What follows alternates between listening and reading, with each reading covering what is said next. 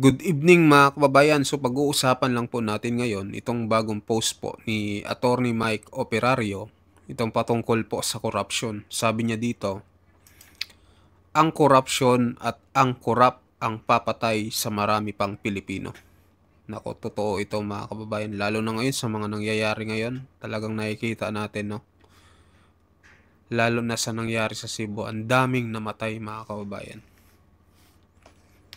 Talagang nakakadismaya yung mga nangyayari ngayon. Pati yung bagyo na yung nagsasabi no sa atin na palpak yung mga proyekto. Talagang binibisto na ng bagyo yung mga proyekto ng mga politikong korap dahil dito sa kanilang ginagawa ay nakikita natin mga kababayan yung kapalpakan at kakurapan nitong mga tiwaling mga politiko. So pakinggan natin mga kababayan itong pahayag po ni Attorney Mike Operario. Ano ang epekto ng korupsyon sa ating kapasidad na tumugon sa mga pangangailangan ng bayan sa panahon ng mga natural disasters? Ito po muli si Attorney Mike Operario at gusto kong pag-usapan po natin yan sa araw na ito. As early as May 29, 2025, nung lumabas na po yung first figures noon tungkol sa ating budget deficit, sinabi ko na po noon na with 480 billion na budget deficit, medyo delikado ang kondisyon ng Pilipinas noon because nasa first quarter pa lang tayo ng taon ay halos kalahating trilyon na ang nawawala or kulang nating pera na kailangan natin para tugunan ang lahat ng pangangailangan ng pamahalaan. Yung budget deficit kasi ibig sabihin nito, kulang yung pera natin. Mas malaki yung ginastos kaysa doon sa actual na kinita ng ating pamahalaan.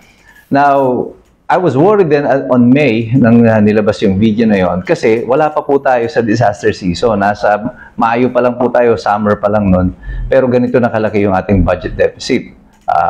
Why is there a need to be concerned? Bakit kailangan tayong medyo kabahan tungkol sa ganong klase ng sitwasyon?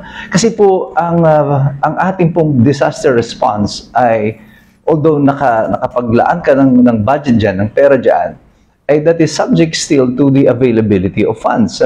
Ngayon po na October na tayo, na 3 months to go, ay patapos na yung ating taon. Actually, November na ngayon, 2 buwan na lang, tapos na yung taon.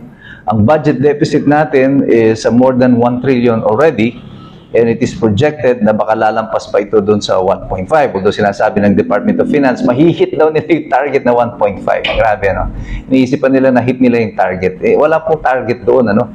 Yung target na sinasabi nila ay yung target na kakulangan, na hindi sila lalampas doon sa kakulangan. Kaso, by this time, it appears as if mukhang tatamaan natin, lalampasan natin yung projected na kakulangan na yan.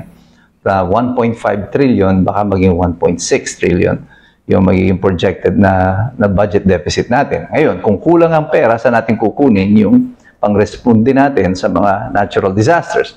Ito pong sineset daw ng Malacanang ay 760 million ang i-release nila sa mga disaster hit areas sa Kabisayan, kagaya ng Cebu, ang Negros, Eastern Samar, at iba pang mga karating ng mga probinsya. 760 million pesos, not even 1 billion. Sa Cebu pa lamang po, sinasabi ni Governor Baricuatro, 24 billion ang ginastos nila sa mga flood control projects. Nasaan yung flood control projects? Well, apparently, hindi ito either hindi nag-exist o hindi siya naging epektibo sa pagkontrol ng flood.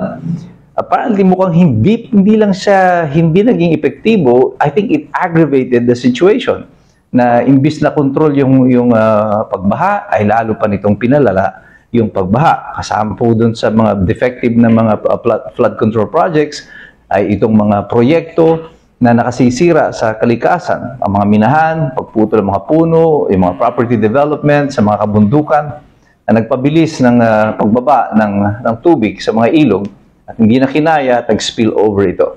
Dito makikita natin talaga yung serious effect of corruption sa ating bansa. Dahil laging nagiging prioridad nila ng mga ahensya ng pamahalaan kung saan sila kikita ng pera. Pag ikaw magkakaroon ng property development sa minahan, lagi po dyan merong mga lagayan, lagi may ayusan na nangyayari. But the environment is the last to be concerned, last ng concern ng mga nasa pamahalaan. Ang tinitingnan nila, kunwari, is the development that it will introduce.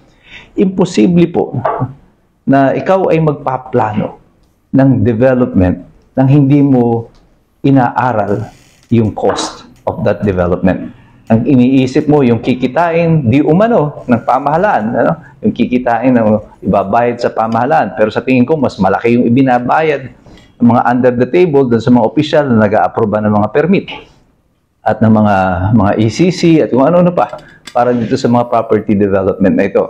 And again, this is where corruption comes in. You cannot plan development o pag-unlad ng isang bansa o ng isang lugar na ang binibilang mo lang is the benefit without counting the cost. Yung cost ang mas mahalaga dyan. Because then, you will realize, doon mo lang malalaman, is the benefit worth the cost? Totoo nga, kikita ka ng 2 billion, ay tingnan nyo yung naging disaster nito sa Cebu. Hindi lang po 2 billion yan. It has to be more than that. It will probably be running from 50 to 100 billion already. Yung direct cost pa lang doon sa mga bahay, at saka yung mga sasakyan, property, disruption of life, it's gonna cost even more. Yung rehabilitation of this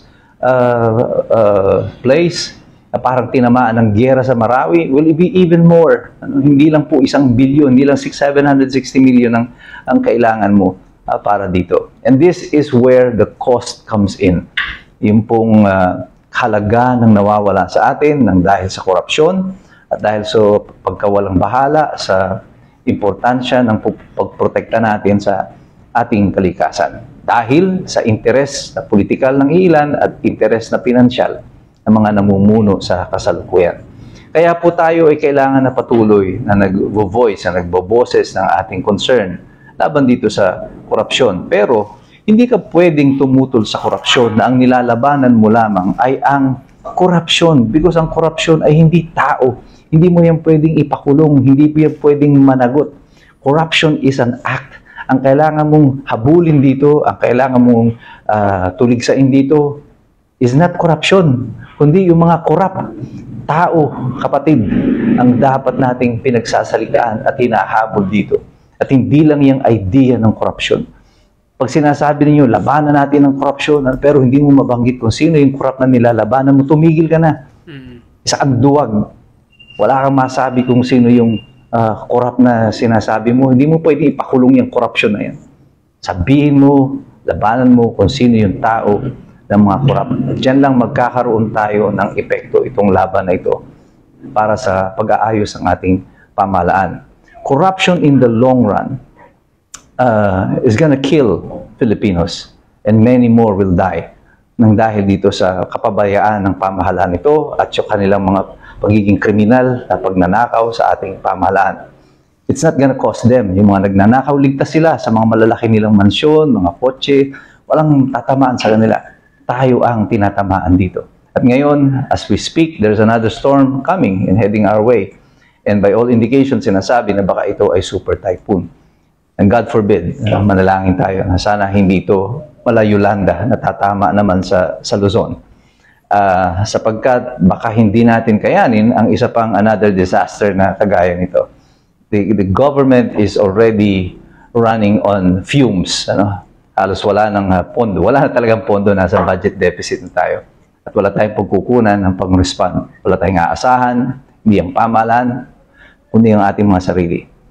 But tayong lahat, patuloy tayo na mag-participate dito sa usapin ito. Tayo ang apektado dito at tayo ang mayroong primary na responsibilidad na labanan ito. Kung tayong basta umasa sa mga politiko, ikaw, ako, mga ordinaryong tao, ang mga iskumbro ng Pilipinas, tayo ang may karapatan na lumaban dyan at ito ay obligasyon nating lahat. Pero sa ating pakikipaglaban, kailangan po patuloy tayo na nagsasaliksik, patuloy tayo nagsisipag-aral sapagkat mahirap makialam ang taong walang alam. God bless you, God bless us all. Mabuhay ang Republika ng Pilipinas. So ayun mga kababayan, tama nga naman si Attorney Mike, no, 'di ba? Hindi lang pwedeng yung corruption lang ang kakalabanin mo. Dapat yung mismong mga corrupt, yung mga tao daw mga kababayan. Dapat yun talaga mga kababayan. Katulad ngayon, sabi niya may paparating pang isang bagyo. Napakalakas nito mga kababayan. So sana itong bagyong to'y lumihis. Nakikita ko sa mapa, napakalakas, grabe. Tinutumbok niya po ang Northern Luzon. Pero sabi sa balita, posible daw na bumaba pa or posibleng tumaas. So sana mga kababayan lumihis, no? Dahil grabe sobrang lakas niya. Napakalakas talaga ng bagyong to. Sana sa kaawaan ng Diyos na humina itong bagyong tong paparating sa bansang Pilipinas. Kasi kung ano to, talagang grabe itong bagyong to. Mas malakas pa daw ito sa dumaan sa sa Cebu, mga kababayan. So ayun lang po. Sana mag-pray tayo mga kababayan. At ano po yung opinion nyo dito sa sinabi po ni Attorney Mike Operario. So mag-comment kayo mga kababayan. At sa mga bagong pasok dyan, huwag niyong kalimutan mag-subscribe sa ating channel. Maraming salamat po.